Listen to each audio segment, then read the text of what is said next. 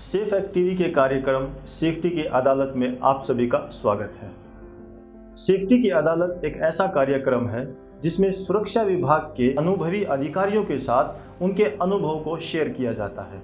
और आज हमारे साथ एक ऐसी पर्सनैलिटी जुड़ रही है जिन्होंने सुरक्षा विभाग में अपना 20 साल कीमती समय दिया और उनके साथ एक अच्छा खासा डिस्कशन आपके सामने प्रेजेंट करेंगे। हम बात करेंगे मिस्टर सुशांत कुमार महापात्रा जी से। नमस्कार। श्री सुशांत कुमार महापात्रा जी एक सुरक्षा अधिकारी हैं जिन्हें सुरक्षा विभाग में 20 साल का अनुभव है। Steel plant, power plant, cement plant, railway, transmission, highway, metro project आदि के साथ multinational companies KVK, Lanco, Tata group, RPG group, GMR के साथ सुरक्षा विभाग में कार्य किया है। Shri Sushant Kumar Mahapatra ji BTech mechanical, MTech environment, MBA disaster management, PDIS state council Orissa, lead auditor ISO 45001 आदि मुख्य क्वालिफिकेशन कर चुके हैं। वर्तमान में Shri Sushant Kumar Mahapatra ji secured build engineering and consultant LLP में एज अ डायरेक्टर ईएचएस कार्यरत हैं। तो सर, आपका जो ये अनुभव उसमें सेफ्टी कल्चर को किस तरीके से डेवलप किया जाता है, मतलब कंस्ट्रक्शन सेफ्टी और प्रोसेस सेफ्टी, इसमें क्या डिफरेंस है? देखिए, जहाँ हम सेफ्टी कल्चर की बात करते हैं तो उसमें दो चीज़ें आती हैं। सबसे पहला बिहेवियरल एस्पेक्ट और एक होता है आपका रिस्पॉन्सिबिलिटी। जहाँ बिहेवियर की बात करते हैं, देखिए कल्चर किसे कहते हैं? हम कल्चर कहते हैं मास बिहेवियर को, ठीक है। मास बिहेवियर को कल्चर कहते हैं। तो मास बिहेवियर इंडिविजुअल बिहेवियर से आता है। इंडिविजुअल जब 5 लोग मिलके एक एक कुछ बिहेवियर दिखाते हैं, वो पांचों को मिलाने के बाद जो बिहेवियर रिफ्लेक्ट करती है कंबाइनली, उसे हम कहते हैं कल्चर। तो कल्चर एक दिन में डेवलप नहीं होती कहीं पे भी, चाहे पुरानी कंपनी हो चाहे नई कंपनी हो। इवन पुरानी कंपनी में एक नई जगह जब काम चालू होती है तो उसमें भी कल्चर शुरू दिन से डेवलप करना पड़ता है। अगर शुरू से आप उसको ढीला छोड़ देंगे तो कल्चरल डेवलपमेंट वहाँ नहीं हो पाती। इसीलिए कई अच्छी कंपनियों का कल्चर एक साइट में बहुत बेहतरीन दिखने के बावजूद दूसरे साइट में वो अच्छा नहीं दिखता। उसका कारण यही है क्योंकि शुरू दिन से कंपनी का ब्रांड को लेके अगर चले जाएं आप और साइट पे डेवलपमेंट ना करें तो नहीं होगा। तो इसलिए कल्चरल डेवलपमेंट की बात जहाँ पे हम करते हैं तो वहाँ पे मास बिहेवियर अच्छा होना चाहिए, और मास बिहेवियर अच्छा होने के लिए इंडिविजुअल बिहेवियर को अच्छा करना जरूरी है। और बिहेवियर का बात जब हम करेंगे, थॉट, बिलीफ एंड उसका जो थॉट है, उसका बिलीफ्स है, वो क्या किन चीज़ों पे विश्वास करता है, ये सारी चीज़ें मायने रखती है, ठीक है। उसकी इंडिविजुअल बिहेवियर को वो सारी चीज़ें अफेक्ट करती है। दूसरा है रेस्पॉन्सिबिलिटी फैक्टर। जब रेस्पॉन्सिबिलिटी की बात करते हैं तो रेस्पॉन्सिबिलिटी को अगर ओनरशिप है, वहाँ पे अगर आपका ऑर्गेनाइजेशन चार्ट प्रॉपरली डिवाइडेड है, हर काम के लिए स्पेसिफिक आदमी है, तो फिर सारी चीज़ें सिस्टमेटिक चलेंगी। और उसमें वर्क परमिट सिस्टम भी एक पार्ट है। अगर ये सारी चीज़ें सिस्टमेटिक चल रही है और साथ में लोगों के बिहेवियर है तो सब कुछ अच्छा चलेगा। और हम जब बात करते हैं ये आप प्रोसेस और कंस्ट्रक्शन सेफ्टी की बात डिफरेंशिएशन पूछ रहे थे। हाँ। तो प्रोसेस एंड कंस्ट्रक्शन सेफ्टी में डिफरेंस ये है, देखिए कंस्ट्रक्शन सेफ्टी में लोग फ्लक्चुएट होते रहेंगे, रेगुलरली लोग बदलते रहते हैं। लेकिन प्रोसेस में क्या है, लोग बदलते नहीं हैं। ऑलमोस्ट 99% लोग हमेशा वही रहते हैं। 1-8% कहीं पे लोग छोड़ जाते हैं, नए ज्वाइन कर जाते हैं। लेकिन जो ज्वाइन भी करते हैं वो भी किसी सिस्टमेटिक एस्टेब्लिश कंपनी से आए हुए होते हैं। तो इसलिए वहाँ पे मैन पावर चेंजिंग का बहुत ज़्यादा असर नहीं पड़ता। एक फैक्टर ये है। दूसरा फैक्टर उसमें ये है कि वहाँ पे काम सारे सिस्टमेटिक है, क्योंकि आपका बाउंड्री फिक्स है, आपका रूट मार्किंग फिक्स है, सारी चीज़ें आपका फिक्स है, तो आप वहाँ पे एक सिस्टम डेवलप कर सकते हैं। लेकिन वही चीज़ कंस्ट्रक्शन साइट में आप एक एस्टेब्लिश सिस्टम नहीं रख सकते। वहाँ पे क्या, लोग बदलते रहते हैं और साथ में जगह भी बदलती रहती है। आप किसी भी कंस्ट्रक्शन साइट में प्रोजेक्ट चल रही है, आप वहाँ पे जाके पहुँचो और वहाँ पे पूछो, किसी को पूछो कि तुम छुट्टी गए हो, नहीं गया होगा लगभग। अगर कोई छुट्टी गया होगा तो 15 दिन बाद जब वो आता है तो साइट का हुलिया चेंज हो जाता है, पूरा सिचुएशन ही चेंज हो जाएगी, क्योंकि वो एरिया ही चेंज हो जाती है, कंप्लीटली कंस्ट्रक्शन हो चुका होगा उस एरिया में और कुछ बहुत ज़्यादा चेंजेस हो चुके हैं। जब इतना ज़्यादा चेंजेस है, 15 दिन में ही इतना ज़्यादा चेंजेस हो जाता है, तो आप किसी चीज़ को भी सस्टेन रखने की बात वहाँ सोच नहीं सकते। तो बेसिक डिफरेंस इसमें यह है। तो अभी आपने सर जैसे सस्टेन का जो शब्द एक यूज़ किया, अभी HSC के साथ में ना बहुत सारे शब्द जुड़ते चले गए हैं, जैसे कहीं पे HSSE सेफ्टी एंड सिक्योरिटी, उसको अभी सस्टेन शब्द, सस्टेनेबिलिटी, ये शब्द भी इसके साथ एक जुड़ने जा रहा है। इसके रिलेटेड बहुत सारे ऐसे कोर्सेज भी आ गए हैं इंडस्ट्री में। तो किस तरीके से इसको डेवलप किया जा सकता है सर, और इसको डेवलप करने के पीछे उद्देश्य क्या है हमारा? देखिए, शब्द जोड़ने से कहीं पे बहुत बेहतरीन चीज़ें नहीं हो जाती। ये शब्द जोड़ने का जो फंडा है ना, ये यूरोपियन से आया है। ठीक है, नए नए चीज़ों को आप नए नए नाम से पुकारो तो नई थोड़ी हो जाती है। माँ को मम्मी बोलने से माँ तो माँ ही रहती है, तो चीज़ें चेंज नहीं होती। और सस्टेनेबिलिटी की बात जहाँ हम करते हैं, sustainability is a integral part of safety. सुरक्षा का एक अंतर्निहित शब्द है वो, क्योंकि जहाँ पे हम सुरक्षा की बात करते हैं, सुरक्षा आपका सदैव रहे, इसी को सस्टेनेबल कहते हैं। अब सदैव रहे तो इसको अलग से लेके थोड़ी सोचना है, अलग से लेके नहीं सोचना है ना, वो तो उसी का इंटीग्रल पार्ट है।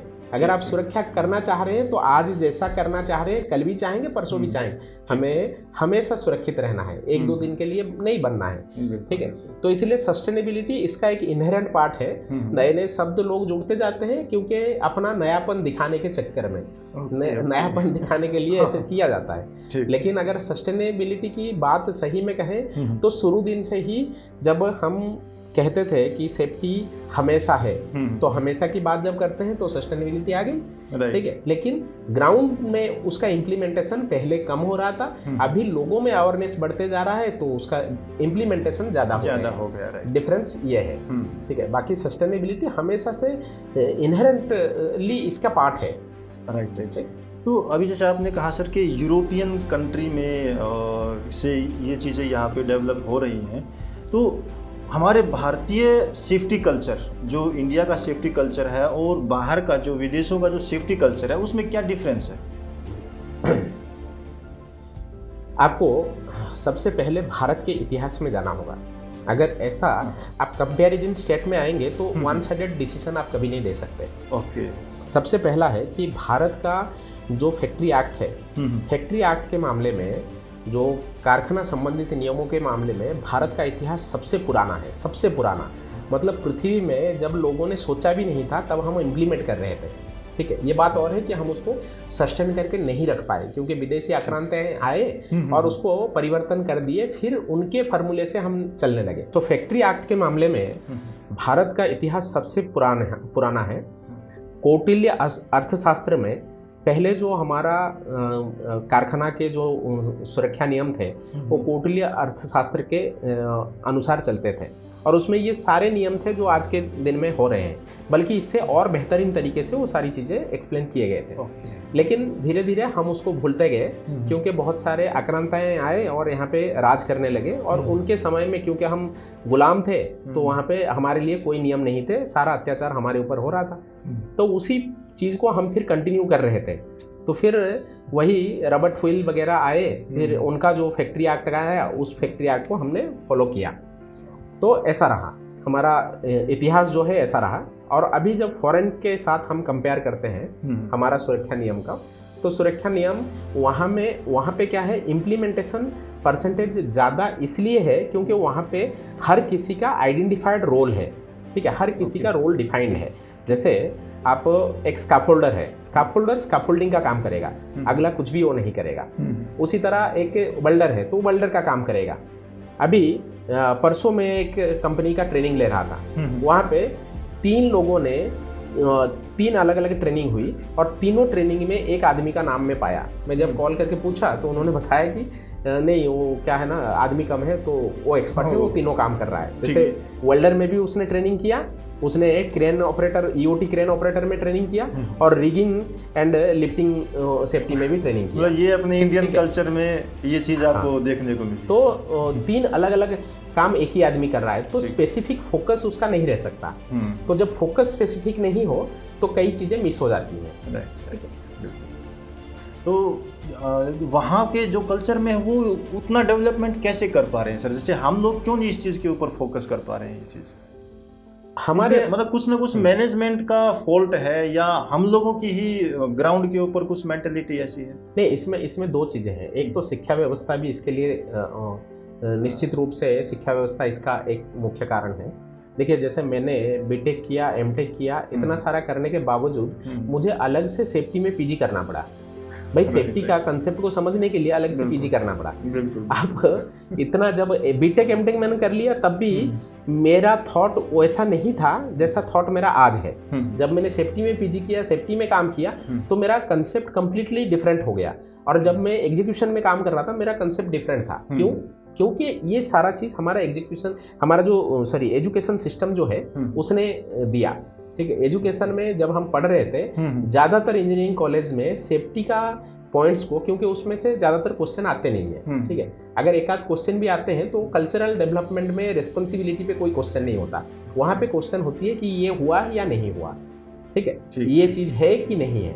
अब है तो है या नहीं, आप क्वेश्चन दे तो वहाँ पे रिस्पॉन्सिबिलिटी की पार्टी नहीं आती। जब हम काम करने लगते हैं वही चीज़ सबसे ज़्यादा महत्वपूर्ण है। आप कितना जानते हो मायने नहीं रखता, आप कितना ओन करते हो वो मायने रखता है।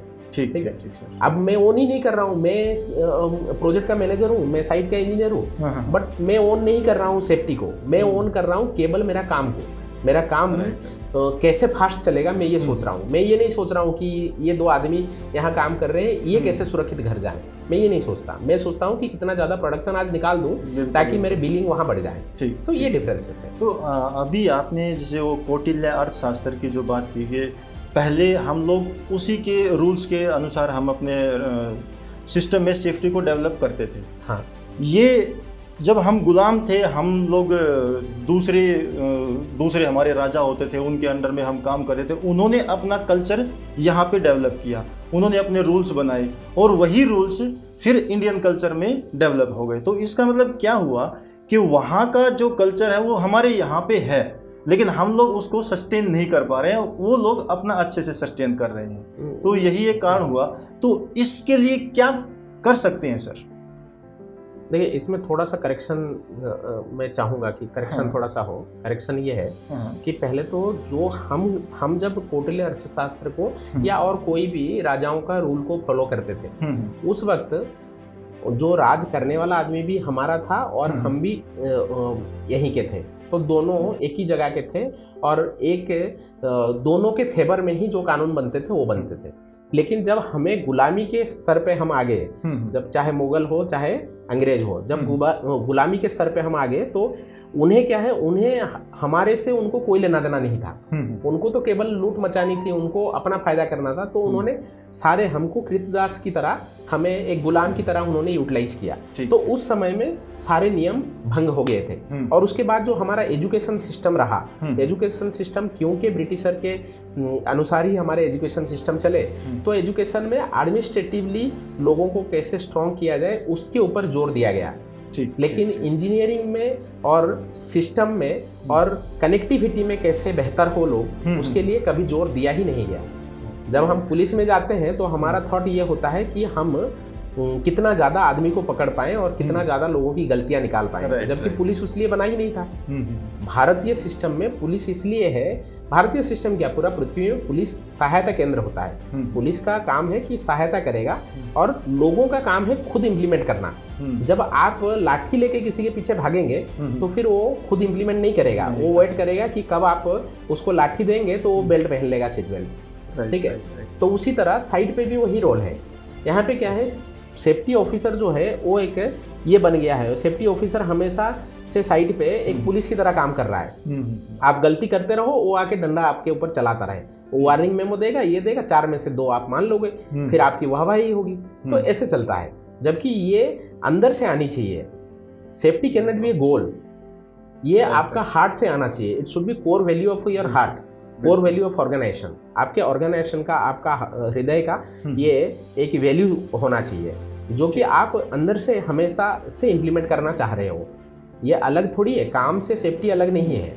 वो ठीक सर, जैसे अभी आपने एक एजुकेशन की बात की कि अगर एजुकेशन रहेगी तो सेफ्टी डेवलपमेंट, सेफ्टी कल्चर अच्छे से डेवलप कर सकते हैं। लेकिन यहाँ पे क्या हुआ कि जैसे वर्कर्स लोग हैं, अब वर्कर्स लोगों को उतना एजुकेशन नहीं है, तो किस तरीके से फिर डेवलप करेंगे हम? वर्कर्स को किस तरीके से उनके दिमाग में, उनको दिल से समझ में आए कि सेफ्टी करना चाहिए हमें? हाँ, तो वर्कर्स के लिए भारत सरकार ने बहुत बेहतरीन उपाय किए हैं। भारत सरकार ने अपने तरफ से स्किल डेवलपमेंट का हजारों नहीं लाखों सेंटर्स चलाए।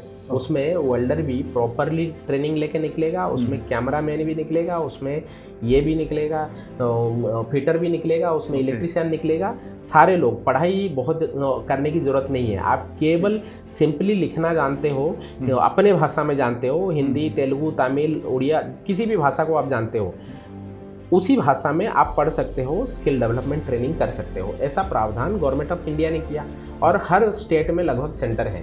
लेकिन वहाँ पे भी हमारे में इतना ज़्यादा ये हो गई है, हमारे में इतना ज़्यादा नेगेटिविटी भर गई है, वहाँ पे भी लोग रजिस्ट्रेशन करके सर्टिफिकेट ले जाते हैं, ठीक है। और प्रॉब्लम वहीं से चालू है, जब आप अच्छे से उस काम को समझते ही नहीं हो। खाली वेल्डिंग करना वेल्डर नहीं होता, वेल्डिंग करने से वेल्डर आप नहीं बनते। वेल्डर बनने के लिए आपको वेल्डिंग मशीन की पूरी जानकारी होनी जरूरी है।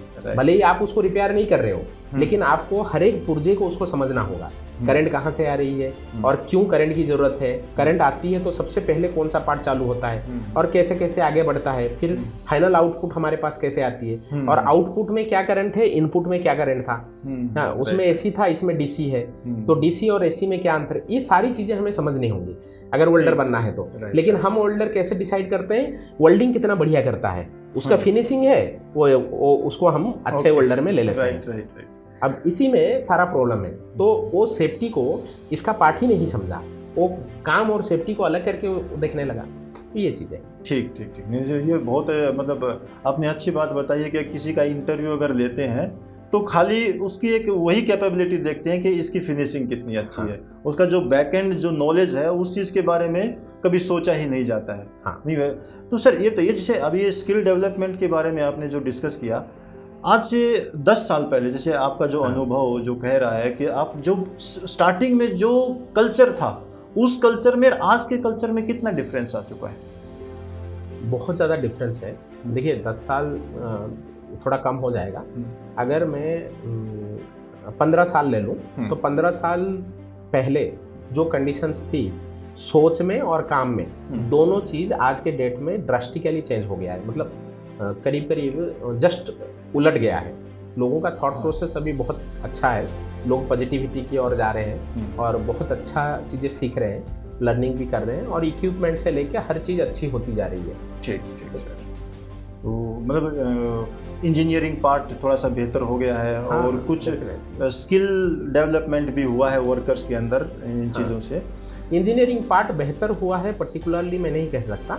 इंजीनियरिंग पार्ट हमेशा से बेहतर रहा है। भारत का तो इंजीनियरिंग सबसे बेहतर रहा है। नहीं तो इतने बड़े बड़े मंदिर और इतने बड़े बड़े अट्टालिका पहले से बने हुए हैं, तो वर्षों से 5000 10,000 साल से है, तो इंजीनियरिंग बेहतर थी तभी है। हाँ, इंजीनियरिंग को उस वक्त इंजीनियरिंग नहीं कह के हम वास्तुकला कह रहे थे, इतना ही डिफरेंस है, बाकी वो बेहतर हमेशा से था। मुझे एक चीज़ याद है सर, जब मैं मेट्रो प्रोजेक्ट जब मैंने स्टार्ट किया, मैं पहला मेरा जॉब जो ISBT से विश्वविद्यालय तक जब मैं वहाँ पे था, तो वहाँ पे हमेशा हर आदमी की जुबान पर एक ही शब्द रहता था कि दिल्ली मेट्रो ने सबको सेफ्टी सिखा दी, मतलब हर कंपनी को सेफ्टी करना सिखा दिया।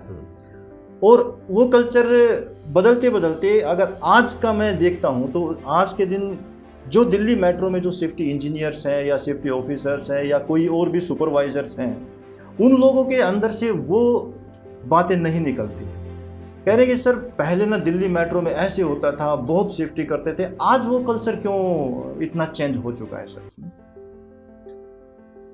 नहीं, इसके लिए मैं क्योंकि दिल्ली मेट्रो से डायरेक्टली जुड़ा नहीं हूँ तो बहुत ज़्यादा उस पर कह नहीं सकता, लेकिन इतना चीज़ अच्छे से समझ में आता है जो सेफ्टी में जितना बेहतरीन तरीके से असेसमेंट होती थी, अभी वो चीज़ नहीं हो रही है। उसका दो कारण है। एक तो पॉलिटिकल इंटरवेंशन है, पॉलिटिकल इंटरवेंशन बहुत ज़्यादा है आज की डेट पे। और दूसरा चीज़ ये है, मैं पर्टिकुलरली दिल्ली की बात कर रहा हूँ, ठीक है, पॉलिटिकल इंटरवेंशन ज़्यादा है। आप अगर एक पर्टिकुलर पॉलिटिकल पार्टी से जुड़े हो तो फिर आप उसमें आप कुछ भी गलत कर जाओ, आपको सेव करने के लिए लोग हैं, ठीक है, एक ये पॉइंट है। लेकिन वो सेफ्टी में डायरेक्टली इसका बहुत ज़्यादा इफेक्ट नहीं है। बहुत ज़्यादा इफेक्ट सेफ्टी में इसलिए है क्योंकि कंपनियां सब बचानी चाहती हैं, हमेशा से बचानी चाह रही थी और आज भी बचानी चाह रही है। और अभी लीडरशिप की अभाव हमेशा से, पहले बहुत ज़्यादा नहीं था, अभी ज़्यादा हो गया है। तो लीडरशिप की अभाव है, मतलब लीडरशिप बहुत कम है कंपनी में। भले ही अपने आप को डायरेक्टर, अपने आप को मैनेजर, एजीएम, डीजीएम, कुछ भी ओहदा पे लोग मान ले, लेकिन जो लीडरशिप क्वालिटी है, लीडरशिप क्वालिटी कभी ओहदे से नहीं आता। लीडरशिप क्वालिटी होती है कि आपने एक डायरेक्शन दिया तो कितने लोग अंदर से उसे मानते हैं। तो अंदर से मानने वाले लोग आज के डेट पे नहीं है, क्योंकि अगला आदमी उन्हें अपना एम्प्लॉय समझता है, ठीक है। और जो यूज एंड थ्रो का तरीका है ना, वो यूरोप में चलेगा, भारत में नहीं चलेगा। अभी कंपनियां ऐसी हो गई हैं, कंपनियां क्या करती है कि use and throw type use करती है एम्प्लॉइज को। अब लोगों का जब थॉट ऐसा हो ही गया है कि मुझे कल कभी भी निकाल दिया जाएगा, तो लोग भी बहुत ज़्यादा सीरियसली नहीं लेते हैं। खास करके दिल्ली मेट्रो के मामले में मैं ये कह सकता हूँ, ठीक है। बहुत ज़्यादा मैन पावर फ्लक्चुएशन वहाँ पे है, और जितनी भी कंपनी है उनका पेमेंट से लेके, सैलरी से लेके, ये से लेके बहुत ज़्यादा मैक्सिमम कंपनीज डिले करती हैं, ये करती हैं। तो सिस्टमेटिक कुछ भी नहीं है वहाँ पे आज की डेट पे, ठीक। तो और इसका असर आपको डायरेक्टली काम पे दिखेगा, सेफ्टी के ऊपर तो खासकर दिखेगा, डेफिनेटली दिखेगा। आप अगर पहले से सारी तैयारी करते हैं, सारी चीज़ें पहले से अप्रूव्ड है, तो सारी चीज़ें आपके सामने मिलेंगी, ठीक है। अभी एक हमें क्रेन में एक इरेक्शन कुछ करना है। अब इरेक्शन के लिए जो चीज़ें चाहिए, हमें वायर रोप स्लिंग चाहिए, हमें डिसेकल चाहिए, उसका टेस्टिंग होना चाहिए, सारा आपका क्रेन का भी टेस्टिंग होना चाहिए, इंस्पेक्शन होनी चाहिए, ये सारे के लिए पैसे लगते हैं। अब ये सारी चीज़ें आप कर ही नहीं रहे हो, आपने किया नहीं। अब जब किया ही नहीं तो अल्टीमेटली आउटपुट क्या निकलेगा? खराब ही निकलेगा। बिल्कुल, ठीक है। अब अगला आदमी जब 4 बार ऐसा हो गया तो जो इंचार्ज है वहाँ का, जो सेफ्टी में लोग हैं, वो लोग भी ढीले पड़ जाते हैं ऑटोमेटिक, क्योंकि उनको पता चल गया कि मैनेजमेंट ऐसे ही सब सेट कर लेती है, मैनेजमेंट करती नहीं इम्प्लीमेंटेशन। ओके। तो सर कंपनी ऐसा क्यों सोचती है कि अगर सेफ्टी को अगर हम थोड़ा सा बाईपास करके अगर काम करेंगे तो हमारा काम बेहतर तरीके से होगा? ठीक है, सेफ्टी अगर करते हैं तो थोड़ा सा प्रोजेक्ट आगे पीछे 1-2 महीना आगे निकल जाए या 1-2 महीना पहले भी हो जाता है, क्योंकि जिस समय हम काम कर रहे थे उस प्रोजेक्ट का जो टारगेट डेट थी उससे 6 महीने पहले प्रोजेक्ट कंप्लीट हुआ। तो लेकिन अभी कंपनियां ऐसा क्यों सोच रही हैं कि आगे टाइम बढ़ जाएगा, टाइम बहुत वेस्ट होगा अगर ज़्यादा सेफ्टी करेंगे तो? आपने कंपनी की बात कही, तो कंपनी किससे बनती है? कंपनी केवल ब्रांड से नहीं बनती। मानो कि आप किसी एक पर्टिकुलर कंपनी का नाम कहोगे तो कंपनी उसी नाम की वजह से थोड़ी है, कंपनी लोगों को लेके है। अब लोगों के थॉट प्रोसेस अगर चेंज नहीं होंगे, लीडरशिप के थॉट प्रोसेस चेंज नहीं होंगे, तो ए कंपनी से जाके बी कंपनी में लोग वैसे ही काम करने लगेंगे, और बी से सी में जाएंगे तो वैसे करने लगेंगे। तो कंपनी से फर्क ज़्यादा नहीं पड़ता, फर्क पड़ता है कि वहाँ का लीडरशिप क्या है। एक ही कंपनी में 4 लोकेशन पे मैंने देखा हुआ है। मैं कॉर्पोरेट हेड था, जीएमआर में भी था, उससे पहले मैं केईसी में था, और उससे पहले भी कई कंपनियों में, टाटा के साथ मैं रह चुका हूँ। तो इतने सारे कंपनी में मैं रहते हुए ये चीज़ देखा हूँ कि एक ही कंपनी में 2 अलग अलग प्रोजेक्ट में सेफ्टी इम्प्लीमेंटेशन का सिस्टम दूसरा हो जाता है। कैसे? एक जगह लीडर अच्छा है तो वहाँ बहुत ज़्यादा इम्प्लीमेंटेशन होती है, एक जगह लीडर थोड़ा ढीला है तो फिर वहाँ पे इम्प्लीमेंटेशन नहीं होती। रूलिंग वही है, गाइडलाइन सारा सेम है, लेकिन ए और बी कंपनी में, बी लोकेशन पे डिफरेंस हो जाती है। राइट, मतलब ये लीडरशिप का ही डिफरेंस इसके अंदर है कि मैनेजमेंट कितना इन चीज़ों के बारे में सोचता है। आपके अनुभव से सर ये चीज़ तो पता चली है कि एजुकेशन बहुत ज़रूरी है, कि अगर आपको सेफ्टी फील्ड में पहुंचना है तो आपके पास एजुकेशन होना बहुत ज़रूरी है।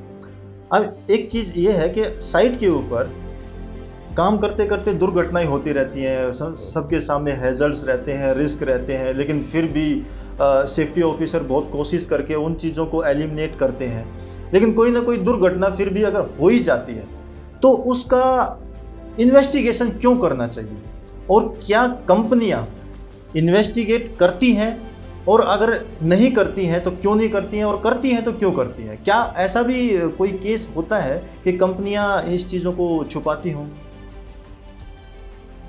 साइट के एक्सीडेंट भारत में ज़्यादातर छुपा दी जाती है, ये सत्य कोई एक्सेप्ट करेगा नहीं, लेकिन ये सही मायनों में ये सत्य है कि भारत में जितनी एक्सीडेंट होती है कंस्ट्रक्शन साइट में या प्लांटों में, उसका आधा भी बाहर डिस्प्ले नहीं होती, बाहर नहीं आती है। जो छुप सकती है उसको सारा छुपा दिया जाता है, जो नहीं छुप सकती है केवल वही बाहर आती है, पहली बात। ठीक है। दूसरा, आपका दूसरा पॉइंट था कि एक्सीडेंट का इन्वेस्टिगेशन होता है या नहीं होता है, अगर होता है तो क्यों करना चाहिए, ठीक है। तो देखिए, एक्सीडेंट इन्वेस्टिगेशन, हर एक्सीडेंट का इन्वेस्टिगेशन होना चाहिए। प्रोएक्टिव रिएक्टिव मेजर, दो बेसिक मेजर्स है सेफ्टी में, ठीक है। तो पहला है प्रोएक्टिव। प्रोएक्टिव में क्या होता है कि कोई भी एक्सीडेंट होने से पहले आप सारे प्रावधान करते हैं, मतलब कोई काम शुरू हो रहा है, शुरू से ही आप सारे प्रावधान कर लो ताकि एक्सीडेंट ना हो, ये प्रोएक्टिव मेजर है। रिएक्टिव मेजर ये है कि कोई मानो कोई एक इंसिडेंट हो गया, इंसिडेंट होने के बाद आप फिर उसकी इन्वेस्टिगेशन करो, उसके तह तक पहुंचो, कहाँ कहाँ गलतियां रही, क्या क्या हुआ। वहाँ पे पर्सन फॉल्ट नहीं निकाला जाता, पर्सन का फॉल्ट नहीं निकाला जाता, लोगों का गलतियां नहीं निकाली जाती है सिस्टम में कहाँ फॉल्ट रही, क्या क्या होने से ये नहीं होता, ये निकाला जाता है और उसी का इम्प्लीमेंटेशन होती है। अगर इन्वेस्टिगेशन ना हो तो फिर आप उसके निष्कर्ष तक नहीं पहुँच सकते कहाँ कहाँ गलतियाँ रही। देखिए, एक आदमी ऊपर से गिर गया, आप ऐसे अगर उसको आमतौर पे ऐसे ही देख लोगे, एक आदमी गिर गया, बेल्ट नहीं था, गिर गया, ठीक है, आप उसी को लेके जिंदगी भर सोचते रहो और आदमी को बोलते रहो कि उधर देखो बेल्ट नहीं था, आदमी गिर गया, राइट। उसके बाद तो आप ऐसे ही करते रहेंगे, लेकिन एक भी एक्सीडेंट घटेगा नहीं। क्यों नहीं घटेगा? क्योंकि बेल्ट मिले क्यों नहीं, वो आदमी ने पहना क्यों नहीं था, क्या कारण था। या तो ये कारण होंगी कि उस आदमी को पता ही नहीं होगा बेल्ट कैसा पहना जाता है, या फिर उसको अनकंफर्टेबल लग रहा था, बेल्ट पहनना उसका आदत में नहीं है, तो उसको पहले आदत डलानी चाहिए थी, या फिर उसको बेल्ट मिला ही ना हो, या फिर ऐसा एक बेल्ट मिला हो जो और कोई यूज कर रहा था। एक साधारण सी एक एग्जांपल दे रहा हूँ मेरे लाइफ से। एक आदमी मैं देखा कि बहुत हाइट पे जाके गलत तरीके से काम कर रहा है। अब उस आदमी को मैंने पकड़ा तो उसके हेल्पर तक ने कहा कि सर ये हमेशा बेल्ट पहन के जाता है, लेकिन क्या है ना, ये साइट पे 2 दिन हुआ ज्वाइन किया है, 2-3 दिन हुआ, अब यहाँ पे ना इसको एक पुराना बेल्ट दे दिया है। अब इसका कपड़े को देखिए, ये हमेशा चिकना रहता है। अब इसको ये देखा ना, इतना कचरा बेल्ट है ये है। अब 3 दिन से वो लड़ाई कर रहा है कि मुझे नया बेल्ट दे दो। अब वो मैं बेल्ट उठा के देखा, बेल्ट से गंध मार रहा है। अब उस आदमी को आपने समझा नहीं, दूसरे का बेल्ट ला के थमा दिया। आप उसको वॉश कराते या कुछ करके उसको देते जैसे आदमी पहनने लायक। आज वार्कर को आप वार्कर की तरह अगर सम्मान नहीं दोगे, कामगार आपका गुलाम नहीं है, कामगार आपका साथी है, ठीक है। साथी की तरह आप सोचोगे तो आप जिंदगी का परवाह भी उसका करोगे और सारी चीज़ें सही से आप करोगे, ठीक है। तो इन्वेस्टिगेशन बहुत ज़्यादा ज़रूरी है। इन्वेस्टिगेशन नहीं होगा तो आप उसके रूट कॉज तक नहीं पहुंच पाएंगे। रूट कॉज तक पहुंच जाएंगे तो सुधारना बड़ी बात नहीं है। Right sir.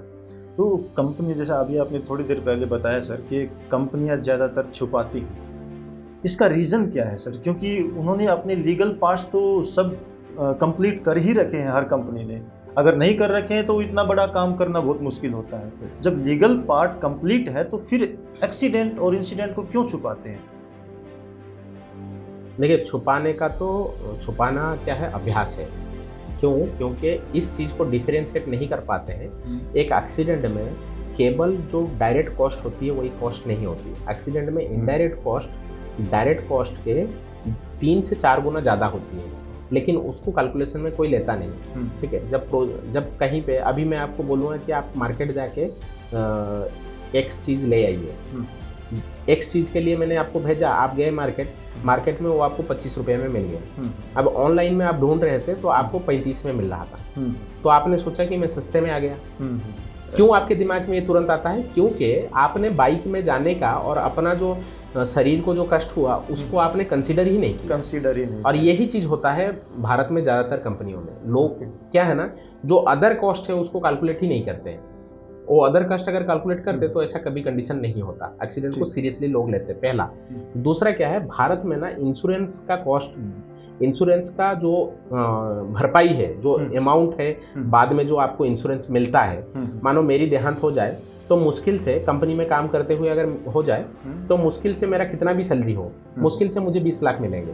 ठीक है, मैं बहुत ज़्यादा हाई पेड हूँ तब भी मुझे 20 लाख से ज़्यादा नहीं मिलेंगे। ठीक है, अब वही चीज़ वार्कर है तो 4-5 लाख ज़्यादा से ज़्यादा मिलेगा। जब ऐसा ही कंडीशन है तो अगला आदमी क्यों ये करेगा? उसको लगता है कि आदमी मर जाएगा तो 5 लाख में दूंगा। लेकिन विदेशों में क्या है, 1 करोड़ से नीचे किसी का इंश्योरेंस है ही नहीं। अगर 1 करोड़ इंश्योरेंस होती तो कंपनी ऐसा करती, 1 करोड़ के लिए प्रीमियम भी वहां भरती और उसे लगता है कि भाई 1 करोड़ मुझे देने पड़ेंगे। अगर कंपनी इंश्योरेंस कंपनी रिजेक्ट कर दिया क्लेम को तो फिर मुझे हाथ से देने होंगे। आज की डेट पे मुझे पेन नहीं हो रहा है। क्यों नहीं पेन हो रहा है? क्योंकि 4 लाख जो है मैं अपने पॉकेट से भी दे दूं तब भी मुझे नुकसान नहीं है। ऐसा अरे साल में 3-4 एक्सीडेंट होते हैं, ले लो 4 एक्सीडेंट है तो 16 लाख रुपए खर्चे हुए, ऐसा थॉट में आता है। ठीक। लेकिन यही 1 करोड़ होता तो 4 करोड़ की जब बात आती है ना तब समझ में आता है कि सेफ्टी क्यों इम्प्लीमेंट करना है। ठीक। तो मतलब छुपाने का एक यही रीजन हुआ कि रेपुटेशन डाउन ना हो। हाँ, बाकी इंटरनल तो पैसा अमाउंट इतना बहुत ज़्यादा नहीं है, वो दे सकते हैं, उसको हैंडल कर लेंगे। बिल्कुल। नहीं सर, आपकी ये बहुत अच्छी जानकारी है। तो सेफ एक्ट टीवी के माध्यम से अगर आप ऑडियंस को कुछ और बोलना चाहते हैं तो आपका स्वागत है सर, आप कुछ बोलिए। नहीं, कहना कुछ नहीं है, बस इतना है कि अगर सुरक्षा से किसी का भी देखिए, सबका सुरक्षा के प्रति झुकाव होना चाहिए क्योंकि ये इंटीग्रल पार्ट है हमारा जीवन का।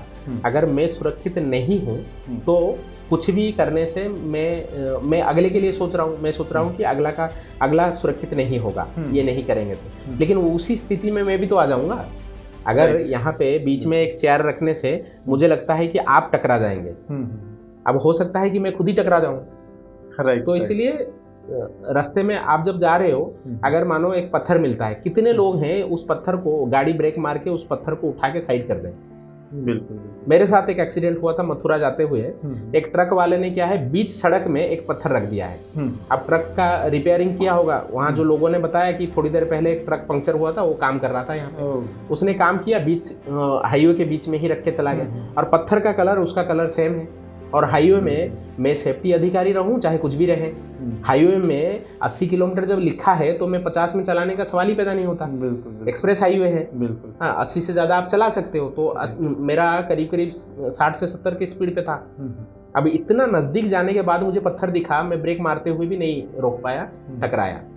तो ये पत्थर रखने वाला जिम्मेदार है या मैं जिम्मेदार हूँ? रखने वाला ही जिम्मेदार, डेफिनेटली जिम्मेदार है।